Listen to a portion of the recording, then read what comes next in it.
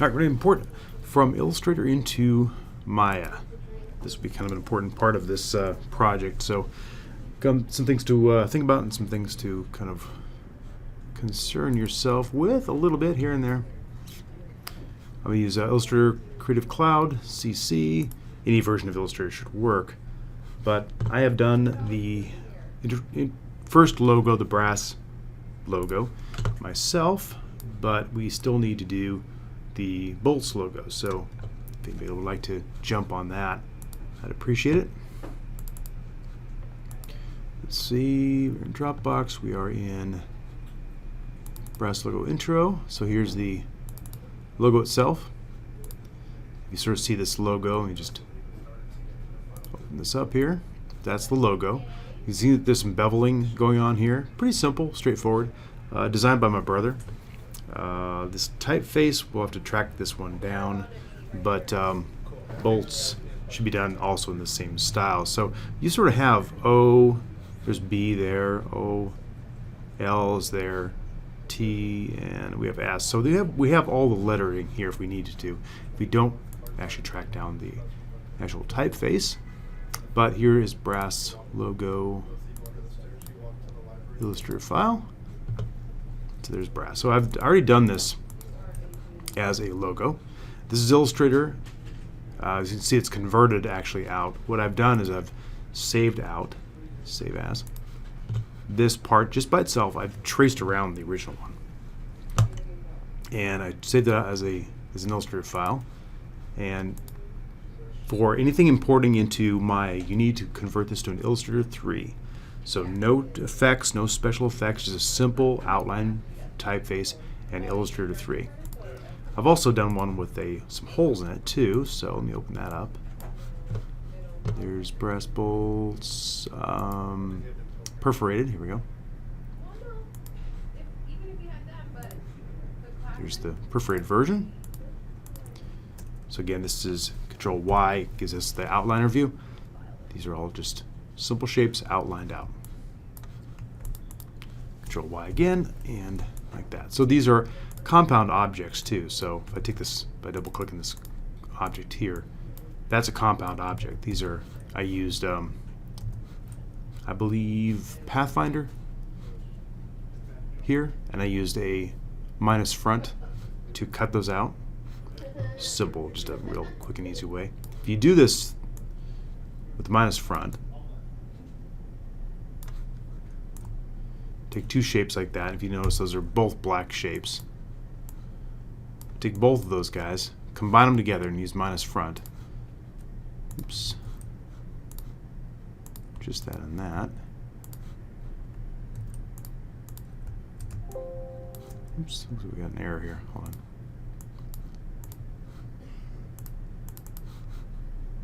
Let's make it white. We're inside of a group. That's the problem. Get rid of those guys here. I'm inside of a group, so I need to be back at the top layer. I was inside that compound path. That was the problem. So again, just one shape again, one other shape on top of it. Two shapes together, and minus front. There we go. That's a compound path, and I can still go in the group and be able to move around the different parts of that path. But when we bring that into Maya, that comes in as a filled shape and a hole. There we go. So this is all compound path like that. And that is called brass logo only perforated. Inside of Maya, we go to File, go to Create, and go here to the Illustrator Object tool. We'll find the Illustrator object here. Let's go into our D drive. I'm inside of Dropbox, and brass logo intro, logo, perforated. Open that up. And if everything works well and your file is correct, it should come out like this.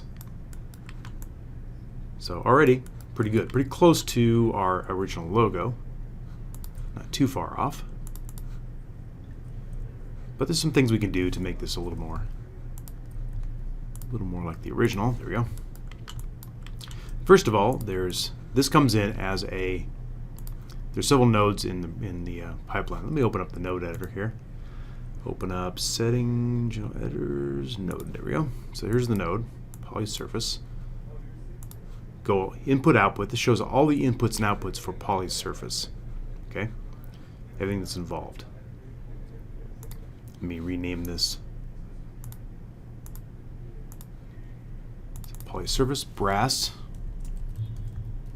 logo underscore geo. So we have the shading group, that's fine.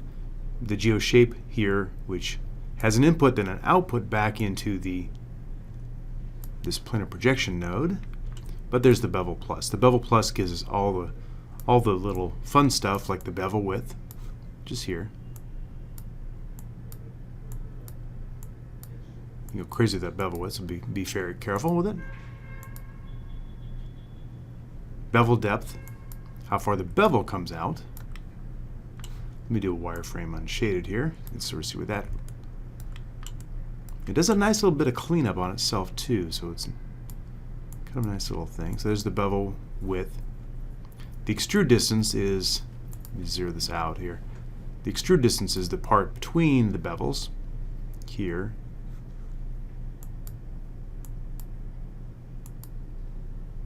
And bevel distance is there. There's a bevel front and a bevel back.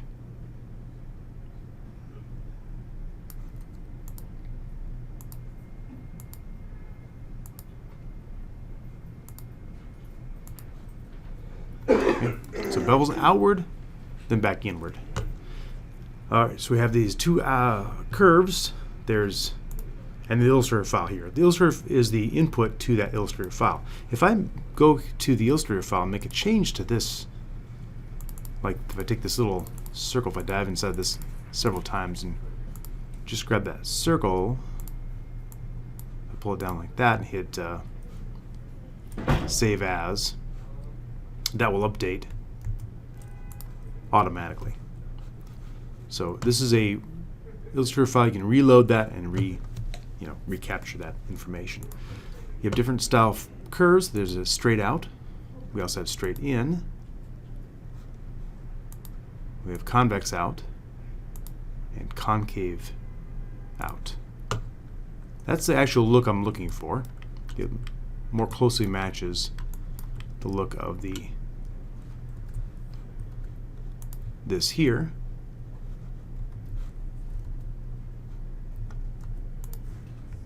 So I'm going to keep that guy.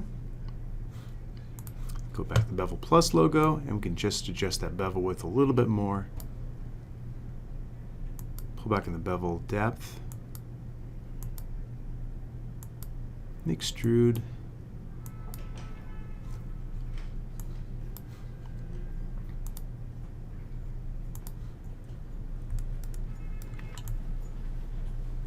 And get that sort of look.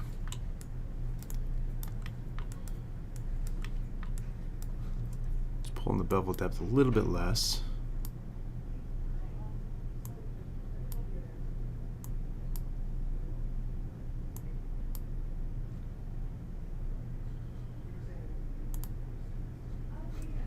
You can adjust the sampling on these guys. So the extrusion sampling is here, the depth extrusion.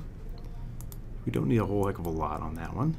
Curve spans is, if we have a little bit rough curves here, we can increase the curve span. And that should just about do it.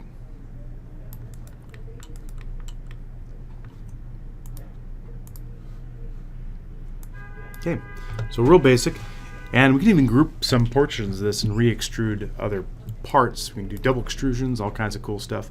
Oftentimes what I'll do is I'll just duplicate this. If I need a little extra bump out, which I actually may push this out a little bit more, I can duplicate this and do a little bit different extrusion. So if I just Control D this, I would not get the same effect. But what I want to do is duplicate special, and I'm going to do a copy and duplicate the input graph. This will take the entire input graph that I have here, including a new connection to the Illustrator for bevel, and these outer style and inner style curves. So I get a double one of these guys, and on the second one I can go to this guy. Let me hit input output on this one. I can go to bevel +2 here, and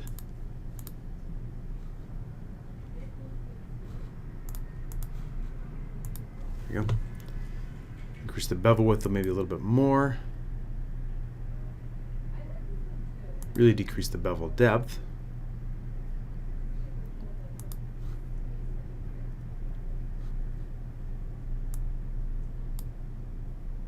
You can sort of push that out a little bit.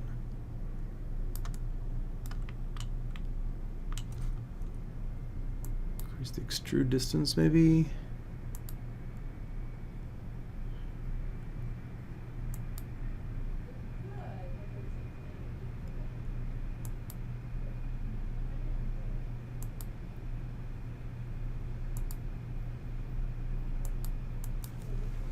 .4.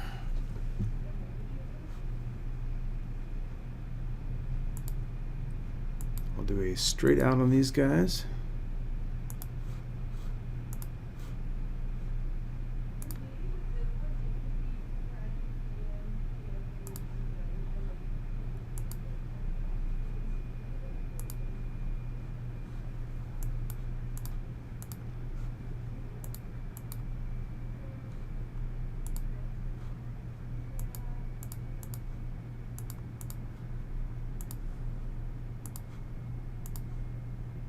Okay.